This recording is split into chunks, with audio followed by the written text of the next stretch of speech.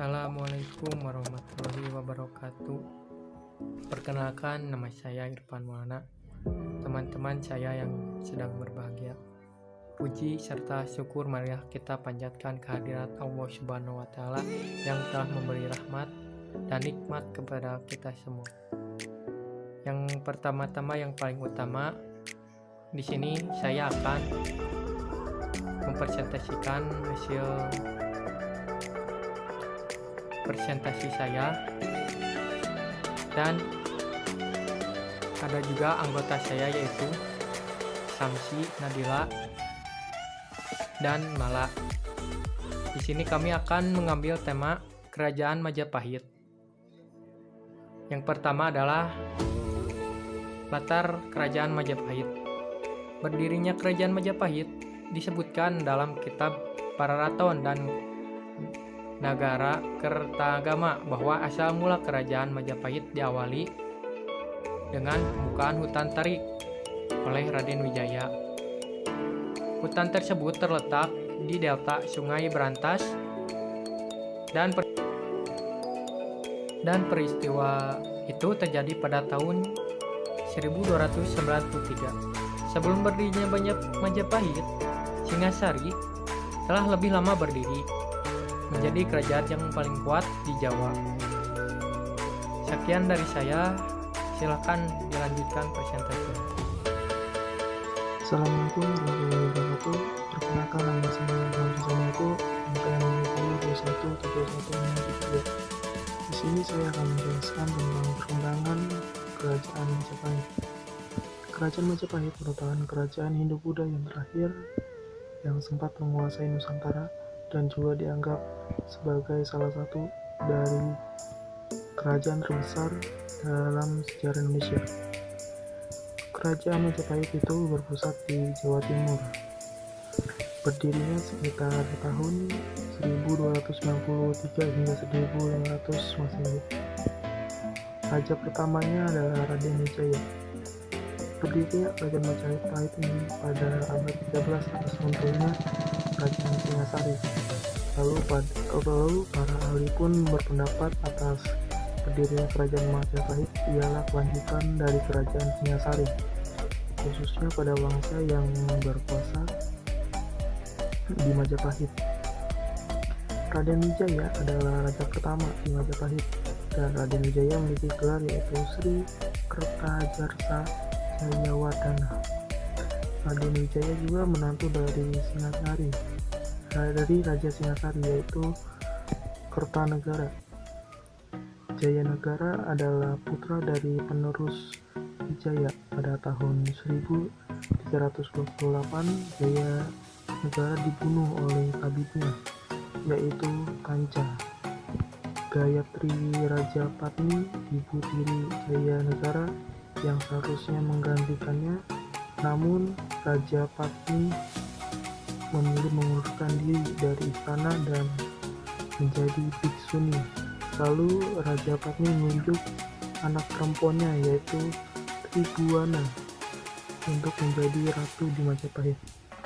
Selang waktu 1336,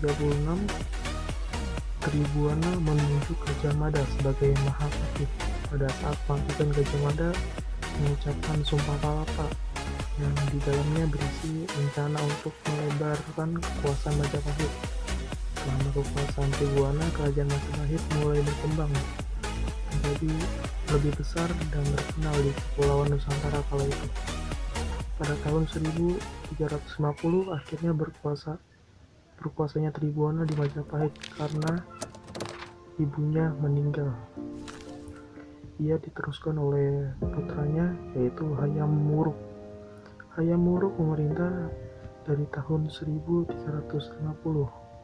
Puncak kejayaan Majapahit dibantu oleh Mahapatihnya, yaitu Gajah Mada, sekaligus menjadi puncak kejayaan Majapahit.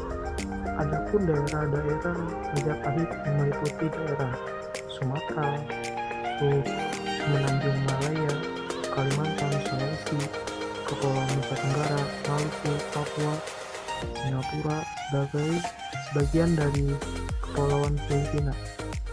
Daerah-daerah tersebut di atas ialah menunjukkan batas daerah kekuasaan Majapahit. Ya, sekian dari saya. Bila ada salah kata, mohon maaf. Wassalamualaikum warahmatullahi wabarakatuh. Assalamualaikum warahmatullahi wabarakatuh. Perkenalkan, nama saya Mala Kumarsari. Di sini saya akan menjelaskan sistem kehidupan Kerajaan Majapahit. Yang pertama yaitu dari segi bahasa. Bahasa yang digunakan yaitu bahasa Jawa kuno. Lalu dari kehidupan sosial dan budaya Kerajaan Majapahit. Nah, terdapat 4 kasta seperti di India. Dibedakan atas 4 golongan masyarakat, yaitu Brahmana, Ksatria, Waisya, dan Sudra.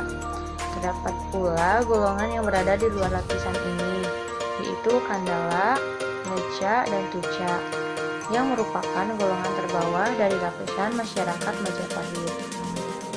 Yang selanjutnya, peralatan dan teknologi.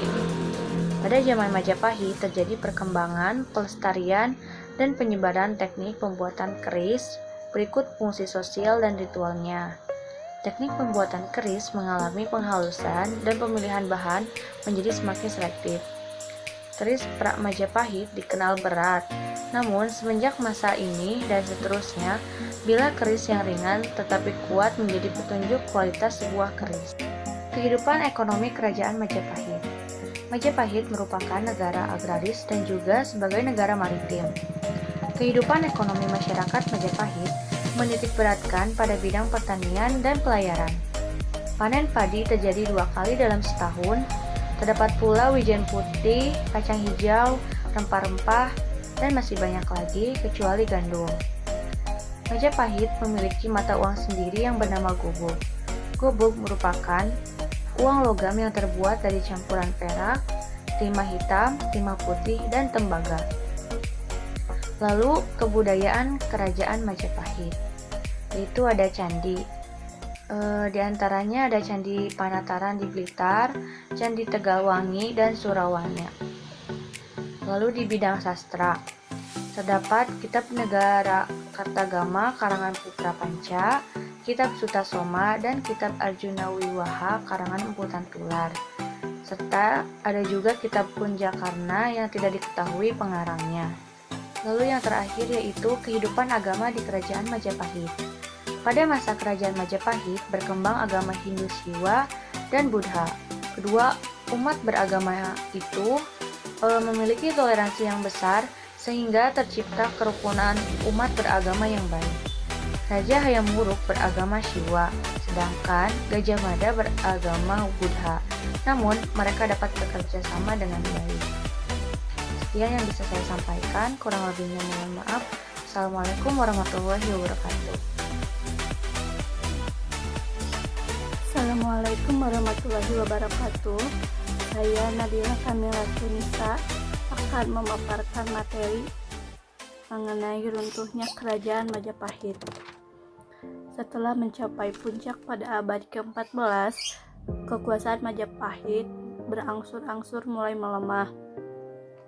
Setelah wafatnya Hayam Wuruk pada tahun 1389,